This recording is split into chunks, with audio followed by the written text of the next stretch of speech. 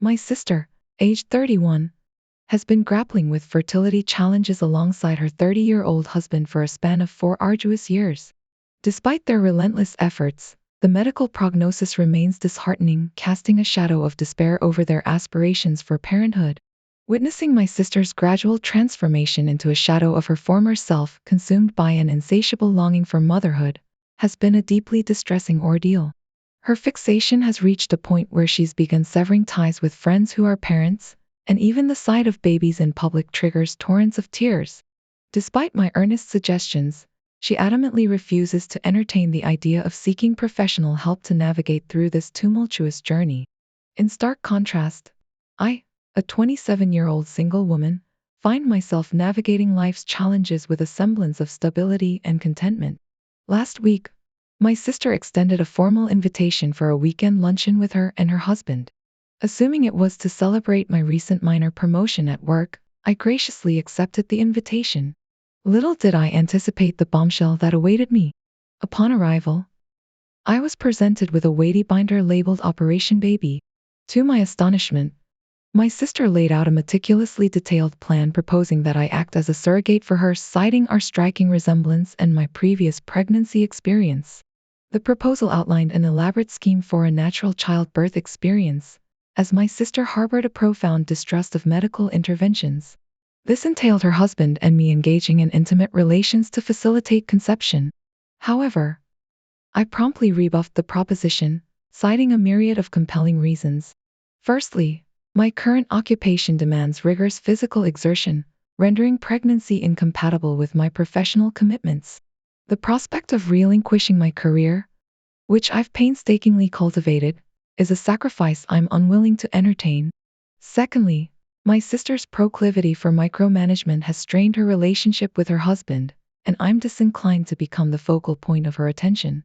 Lastly, my past pregnancy ordeal, which culminated in termination, left indelible scars on my psyche, making me vehemently opposed to reliving such trauma. Predictably, our exchange escalated into a heated argument, culminating in my hasty departure from their residence. Upon regaining my composure and checking my phone later, I was inundated with an avalanche of messages and missed calls from my sister, underscoring the intensity of her insistence on the matter. Amidst the turmoil, I found myself subjected to relentless pressure from various family members, all of whom seemed to endorse my sister's audacious plan. To my dismay, it appeared that everyone in the family was privy to her scheme except for me.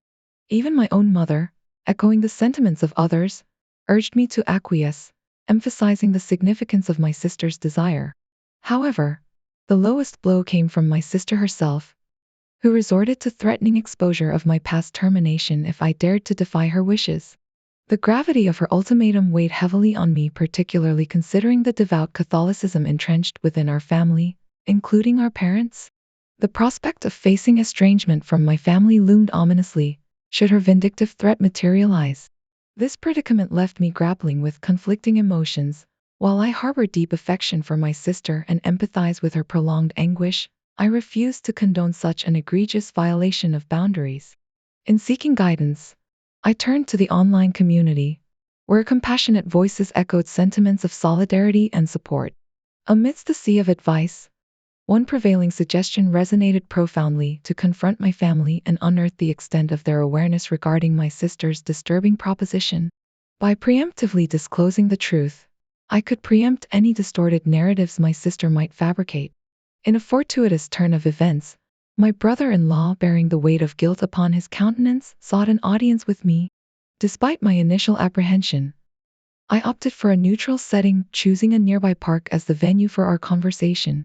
There, he expressed remorse for his failure to intervene and prevent my sister from pursuing this ill-conceived plan. It became evident that he had remained in denial, underestimating the gravity of my sister's intentions until it was too late. As the conversation unfolded, it became evident that my brother-in-law was oblivious to the extent of my sister's manipulation. Sensing his genuine concern, I felt compelled to divulge the truth, shedding light on the coercion my sister had employed to coerce me into her reprehensible plan. Witnessing his visceral reaction, I could sense the weight of betrayal bearing down on him. In the aftermath of his emotional breakdown, we retreated to the sanctuary of my home, where we engaged in heartfelt dialogue, mapping out our course of action. United in our resolve, we resolved to confront my parents, opting for transparency despite the inevitable upheaval it would incite. Journeying together to my parents' abode, we were met with a scene of chaos. My sister, evidently aware of our intentions, launched into a frenzied tirade upon our arrival. Emotions ran high as accusations flew, punctuated by anguished cries and tears. However, amidst the tumult, my father's unexpected intervention cut through the cacophony, commanding a momentary silence. Seizing the opportunity, my brother-in-law confronted my sister, his anguish palpable as he grappled with the betrayal he had unwittingly become ensnared in. Yet, in a startling turn of events, my sister's outburst escalated, culminating in a physical altercation as she struck my brother-in-law across the face. The shock reverberated through the room, momentarily quelling the chaos as remorse washed over her, a flicker of recognition dawning upon her. Though the damage had been done, her apology, however belated, served as a glimmer of remorse amidst the chaos. Yet, the scars of betrayal ran deep, leaving us grappling with the aftermath of her deceit and manipulation. As the dust settled and tensions eased, we found ourselves confronted with the stark reality of our fractured family dynamic. Questions lingered in the air, unanswered and unsettling, as we navigated the fallout of my sister's actions. Yet, amidst the turmoil, there remained a glimmer of hope, a resolve to rebuild what had been shattered, to forge a path forward marked by honesty and integrity. In the days that followed, we embarked on a journey of healing, each of us grappling with our own emotions and seeking solace in the bonds of family. Though the road ahead was fraught with challenges, we faced it together, united in our determination to emerge from the darkness stronger and more resilient than before. And so, as we forged ahead, we carried with us the lessons learned from our shared ordeal, a testament to the power of love, forgiveness, and the unbreakable bonds that bind us together as family. After the tense confrontation, my brother-in-law made it clear to my sister that their relationship couldn't continue. Seeing her in tears, my mom pointed fingers at me, blaming me for the entire ordeal. Surprisingly, my dad stepped in, defending me against my mom's accusations. Feeling the weight of the situation, I suggested to my brother-in-law that we leave, and he agreed. As we left, he asked if he could stay the night at my place, to which I agreed. The car ride back home was filled with an awkward silence. Arriving home late, my brother-in-law went straight to bed while I checked my phone. I was bombarded with messages from various family members, some supportive, others not so much. In response, I decided to set the record straight. I informed everyone about my sister's outrageous request and her threat to expose a deeply personal trauma from my past. I made it clear that I wouldn't tolerate any judgment or gossip, giving them the choice to accept me as I am or sever ties. To my surprise, most of my family members were supportive, although a few were disapproving. I went to bed feeling a mix of emotions. The next morning, my brother-in-law left to stay with a friend temporarily, while my dad paid me a visit. During our conversation, my dad revealed something I hadn't known before. 2 years ago, the son of one of his church friends tragically took his own life. This incident made my dad realize that he had failed to protect me and had mistakenly assumed things about my sexuality due to my reserved nature. Expressing his regret and unconditional love, my dad's words were deeply moving and healing. Despite facing opposition from my mom, he decided to stay with me for a while. While divorce isn't imminent, my dad is exploring other options if my mom can't forgive and move forward. So, as things currently stand, my brother-in-law is seeking legal counsel for divorce and searching for a new place to live, while my dad stands by my side, ready to support me through whatever comes next. The fallout from the revelations didn't stop there. As the news spread, extended family members weighed in, some offering their support while others voiced their disapproval. The situation escalated further when my sister found out about the messages I sent to the family group, exposing her manipulative behavior. In a fit of rage, she confronted me, hurling accusations and insults. My mom, torn between her loyalty to my sister and her desire to maintain family harmony, tried to defuse the situation, but it only added to the tension. Meanwhile, my brother-in-law, grappling with the betrayal and deception, reached out to me for support. Despite his initial shock and confusion, He showed immense strength and resilience, determined to navigate through the turmoil and rebuild his life. Amidst the chaos, I found solace in the unwavering support of my dad, whose unconditional love and understanding served as a beacon of hope. Together, we weathered the storm, determined to emerge stronger and more united than ever before. As the dust began to settle, I realized that this ordeal had brought to light deeper issues within my family. While the road ahead remained uncertain, I took comfort in the knowledge that I was surrounded by love and support, ready to face whatever challenges lay ahead. Following my sister's disclosure, tensions within the family escalated, resulting in a tumultuous atmosphere. While my sister and mom chose to reside together, I made the difficult decision to sever communication with both of them. Conversely, my dad sought solace in staying with me, navigating through his own emotional turmoil with resilience. The aftermath of my sister's actions elicited a range of reactions from our relatives. Many expressed outrage towards her for her audacious reveal and the audacity of her proposition. However, amidst the discord, a glimmer of support emerged from some cousins who extended their kindness by organizing a dinner in my honor, offering a semblance of solace amidst the chaos. Surprisingly, I found myself coping relatively well with the upheaval. Undoubtedly, having my dad's steadfast presence has been a stabilizing force during this tumultuous period. Yet, there's a sense of liberation in having all cards laid out on the table, allowing me to discern genuine allies from fair-weather acquaintances. Nonetheless, the depletion of my sick leave quota looms as an unfortunate consequence of the recent events. Reflecting on my relationship with my father, it's been characterized by a series of peaks and valleys. His absence during my formative years following the divorce and his subsequent sporadic involvement left an indelible mark on my upbringing. When he finally re-entered my life, it was marked by the presence of his girlfriend, whose favoritism towards my sister cast a shadow over my self-esteem, perpetuated by disparaging remarks about my appearance and interests. Despite my attempts to address these issues with my father, they were often dismissed as mere jealousy towards my sister. The relocation to America further strained our bond, as weekly calls became a reminder of my emotional fragility. As I matured, our differences became more pronounced, with my independent spirit conflicting with their desire for conformity.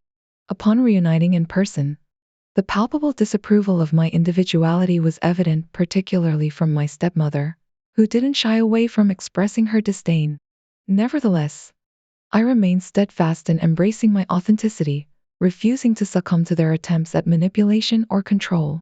I must clarify that my sister never made any comparisons between us and has always been supportive of my individuality. However, she did express criticism towards our mother's parenting, a sentiment I find difficult to forgive. Our mother, who raised us single-handedly after the divorce, deserves immense praise. She sacrificed everything, working multiple jobs to provide for us and create a happy childhood despite the challenges. As I grew older, my contact with my father and stepmother dwindled, largely due to my reluctance to engage with my stepmother. Eventually, all communication ceased by the time I turned 16, with the exception of occasional birthday emails from my father. Recently, at 19, my father reached out, expressing a desire to reconnect. I cautiously agreed, expressing a preference to rebuild our relationship gradually and independently of his wife. However, my father insisted that acceptance of his wife was non-negotiable, viewing them as a package deal. This demand struck me as unreasonable, particularly considering his wife's past remarks and lack of apology. His accusation of selfishness for wanting to know him separately was both hurtful and unjustified. It's clear he lacks empathy for my perspective and disregards my emotional well-being. Despite my reservations about his wife, I'm fortunate to have a wonderful sister-in-law, Stacy, whom I've grown close to since meeting her. Our bond is genuine, and I value her friendship immensely. Stacy's brother and I crossed paths 2.5 years ago, and our connection was immediate. In summary, while my relationship with my father remains strained, I'm grateful for the supportive relationships in my life, particularly with Stacy. As I navigate these complexities, I'm guided by the principle of doing what's best for my own well-being and happiness. My husband and I quickly progressed from dating to marriage within just 18 months. Recently, we celebrated our 1-year anniversary and were thrilled to discover that we are expecting a baby. Life has been moving at a rapid pace, but our marriage is strong, and we are both eagerly anticipating the journey ahead. Some background. During the early stages of my relationship with my husband, I had a lunch meeting with his sister, Stacy. Overall, the lunch went well, except for one particular comment she made. Stacy suggested that if my husband and I were to have a son, I should name him after their father. While I hold their father in high esteem and appreciate his role in my life, his name is quite old-fashioned, reminiscent of names like Stuart or Virgil. This name tradition stems from the fact that he was somewhat named after his own father, Virgil Stuart. Interestingly, my husband's name also includes the name Virgil, making it Virgil Stuart. Stacy was adamant that I adhere to this tradition and name our firstborn son Stuart Virgil, especially since she had to follow the same tradition with her own son. Since then, this issue has come up a few times, but I have typically brushed it off. However, I am not comfortable with the idea of naming my son Stuart Virgil. I have discussed this with my husband, who is supportive and understanding. He suggested compromising by using Stuart as a middle name, which I find to be a reasonable solution. In a recent phone conversation with Stacy, I mentioned that my husband and I were discussing names as we were soon to find out the gender of the baby. Before I could explain our compromise, she immediately suggested Stuart Virgil for a boy. I attempted to explain our alternative idea, but she became insistent, citing it as a family tradition and expressing that I would be disappointing her father. My husband is uncertain about how to handle his sister, as they are close, but she tends to be fixated on her own ideas. Similarly, I am unsure how to proceed. While I do not want to damage my relationship with Stacy over a name, I also feel strongly that this is not a tradition I wish to uphold. The names feel outdated and unappealing to me, and I feel as though I am losing control over an important decision. Should I adhere to this supposed tradition? Should I attempt to find a compromise, or would it be best to simply stop discussing the matter with Stacy altogether? It is evident that she is attempting to exert significant influence over the decision, but I am unsure of how to proceed without causing conflict.